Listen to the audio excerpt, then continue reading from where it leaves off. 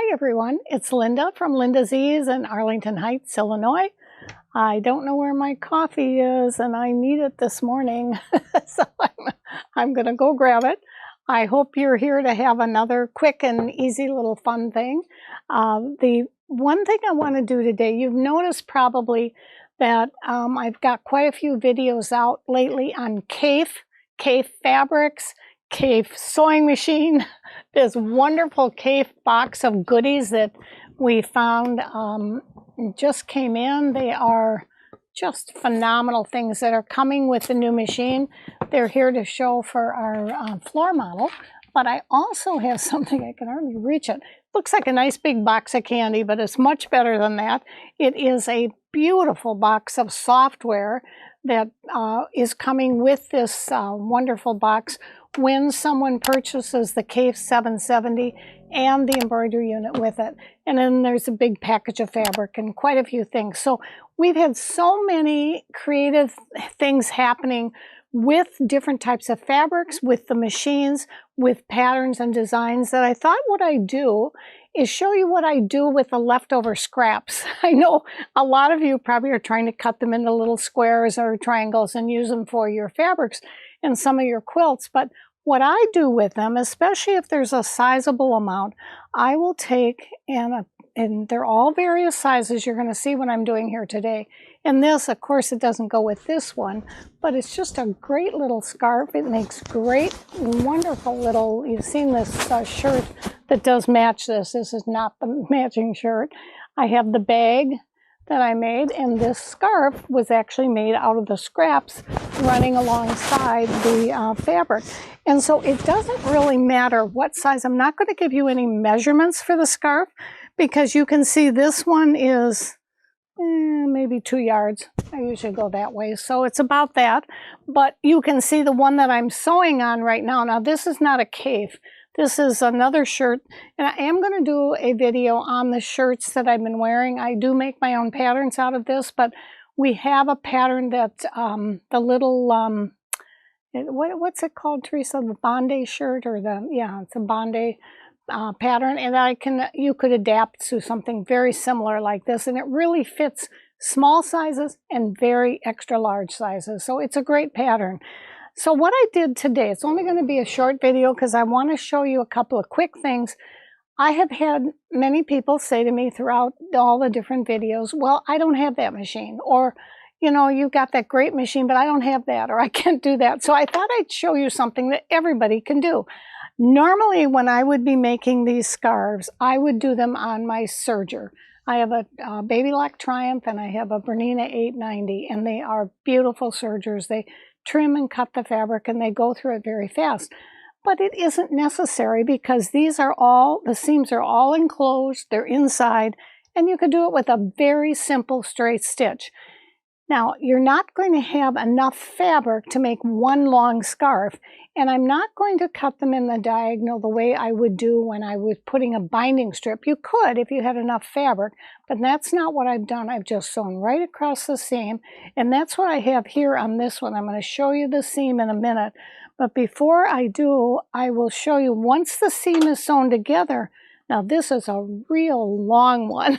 I'm going to show you what I'm going to do with that. So I have first stage, second stage, and third stage, and then of course the finished piece. So let's go over to the machine. You can see that I have a beautiful stitch on here. This is the number 10, and it's really an overlock stitch. Now, I left the same regular straight stitch foot. It's the 1C on the Bernina on. But if I were doing this at home and I had all my feet and everything, I would put the overlock stitch, the overlock foot on, because it has a little bar and it kind of goes over the edge and it just gives a little bit extra stitch. So I'm going to show you this number 10. I'll go down to about this first clip. I'm sewing these long pieces together and I just have to do one seam. Then once I get down to this clip, you can see how beautiful this Bernina sews. The stitch quality is just amazing. Okay, so once I get down here, I'll go maybe a little bit further, halfway down, because I want to show you another stitch that I think really works well. Get your seams nice and even here. And you see how I've got pages here with arrows? So I'm going to go to the second page. And if you look at this number 19, 20 isn't a bad one either, but number 19, you can see it over here. See the straight stitch here and the zigzag here? So now that's going to go over the edge. So either one of these stitches would be okay. But say that you don't have a machine like that. You don't have any of those, what we call utility stitches. You're just a straight stitch girl or gal or guy. So then what I would do, I would go right back to page 1, and I'm going to put my needle up. I just click my foot and I'm going back to page 1, and I go to a straight stitch.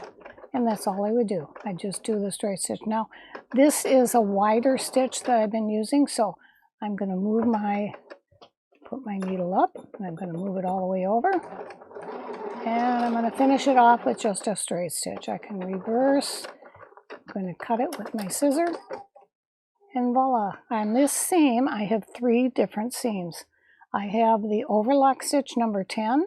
I have the other overlock stitch number 19. And then I have the straight stitch. So either one of these stitches would work. The next thing that you're going to do, and this is a very important part, I'm going to take it right now over to the iron, to the Laura Star. So I'm going to go around here, and you can hear my little thing go on when it comes.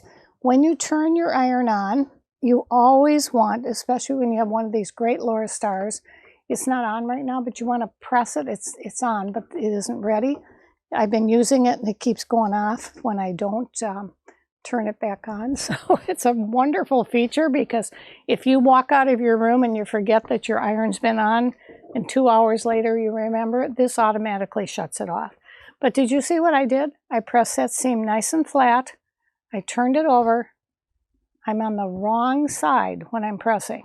Now I'm going to go to the right side, and I'm going to very carefully make sure that this is a 1/4 inch seam and that it is pressed to one side. Not opening this seam, it's just going to go press to one side. And then you have a very, very pretty, beautiful seam. The next step, and you can see this is really going to be a fun one. Some of you have seen me wear this shirt that I made out of this fabric, and it's just fun as you get into a little cooler time in the fall to have a little scarf to wrap around, or if you're in air conditioning, it's always nice to have it. So the second step is to, and this is a very long, narrow scarf. it's going to look kind of like a tube, but it's really kind of fun when you wrap it around. And you can see what I do on here. Now, I am just going to take this to the machine. I'm going to start with the one edge open. So this is one seam that is completely open. I could be using just a 1/4 inch seam if I wanted to here, because all I'm going to do on this particular seam is do a straight stitch. That's all it is a plain old straight stitch all the way down the edge of the seam. And the reason that I'm using the straight stitch is because it's going to be enclosed. I wanted to show that anybody can do this, whether you have a very old machine that doesn't have any really good utility stitches. And there's no reason to go back and overcast all the edges unless you're like me and you like to have everything finished even if people can't see it. Okay. So I'm just going to keep going, and it goes all the way down. And then I will, when I come to the end, I'm going to go across. I'm going to come to the end here, and then I'm going to go across and finish the seam. That's it. Then the next step is already done here. I've already gone through the edge. This is another scarf, and you take one of these wonderful little tube turners or something in that order, and do you see what I'm doing? The secret to this is that you start rolling the fabric back as you're making your tube, because this seam is all going to be turned to the inside, and you'll see that when I come to the other end. And we're going to leave that other end. We actually could sew it slightly closed, but I'm going to show you the easier way. You can see it's coming now. See how it's coming over here, and we're bringing it down. I'm going to bring this tube down. You're going to keep pushing, because I'm pushing on the seam edge that was closed, and it's going to come right up to the open edge, the last open edge. And you'll see it's a real, see how it's poking through right now? So there we go. Just take that, keep going, keep pulling it, and you're going to have all of this inside your scarf. Now the real key to making this look like a really beautiful scarf is the fact, because this tube is nice and thick and heavy, don't sew it back in there. It comes right out the other end. But the key to making this a really sweet, nice looking, beautiful scarf like this is to now take this to the iron and press it. And what I'm going to do is I'm going to press these seams, or 1/4 inch seams, to one side, and now that seam is going to be perfect in there. The next step is, of course, to finish this up. Now I could have seamed this, and that's usually what I do. I just didn't, I thought it might be a little too thick to seam it right away. So I can just fold this on itself and make a nice little straight stitch across the edge, and it will be, and I could seam that all the way down the scarf, but you can see on here I didn't do that. I actually just left it open, stitched it, and then hand whipped the edge. So again, isn't this one of the easiest things you could possibly do? And they are fun, they're quick, they make great gifts, and you've used up your scraps. So I hope this will give you a little bit of emphasis, and to, you know, I'm trying to encourage you to get going and use some of those things that we all have sitting in our boxes that we say we're going to use and then we never do. So I hope you'll try it out. Think about this beautiful machine if you want to go up to having some really great utility stitches. If not, use your straight stitch and try and make a few scarves for some gifts. Thanks everybody for joining me today. Hope to see you next week.